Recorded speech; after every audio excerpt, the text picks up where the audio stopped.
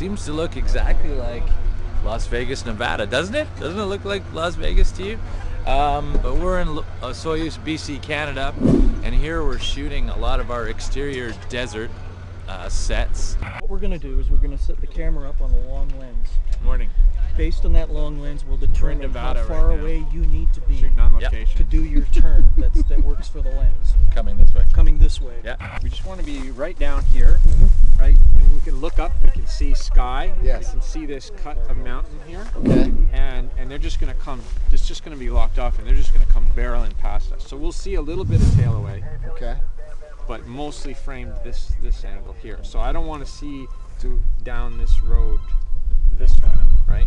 I just want to see this side. As you can see, also I'm dressed up like Colonel Shepard on Earth. We have an old Camaro here. We've got another one right there.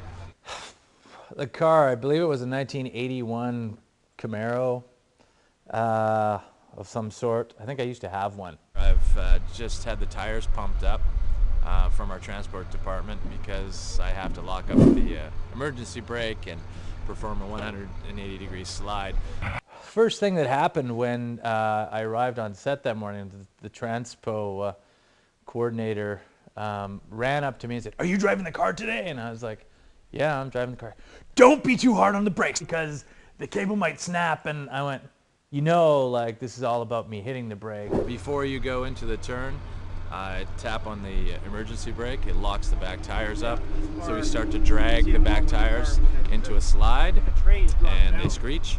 And as I'm doing that, right after I do that, I crank the wheel, and the back end spins around, and you end up, hopefully I'll end up in the other lane, going the opposite direction, tromp on the gas again, and take off. But you have to be very aware of your proximity and how wide the road is, etc., etc. Just opened the garage and it was full, right, like it's just completely packed. Right in the basement because he was working on something in the basement. Even the basement, he hasn't got a pump. Come ahead, James, come ahead.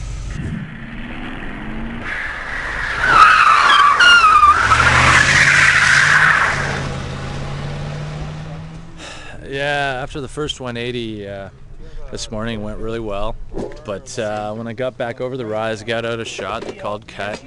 I went to turn the car around and it died on me. So I'm like, oh geez, I start to try and turn the car on, it goes woo woo woo woo woo woo woo. The battery starts to die, so of course I turn the key back, turn it off, woo woo woo, it keeps going, the starter's stuck. So they've been working on it for the last hour or whatever, and they've got it back up running. But it's not ratcheting at all, is it, right? That's what it's not going to. I told you, I've got it rigged open. No, yeah, that's cool. Just by pulling the rod out and bending it down. Just rigged it open. Sweet. Real quick, down and dirty. I've done it a million times. Yeah, I usually tape it or something. That's good. So that light's going to remain on, I'm assuming, Unless right? you want to stick your foot underneath the brake pedal, the emergency brake, and push it up. Ha ha ha! How's it feel? Brakes feel a little spongy, to tell you the truth. I don't know what I'm going to get out of this thing, but we'll see what happens.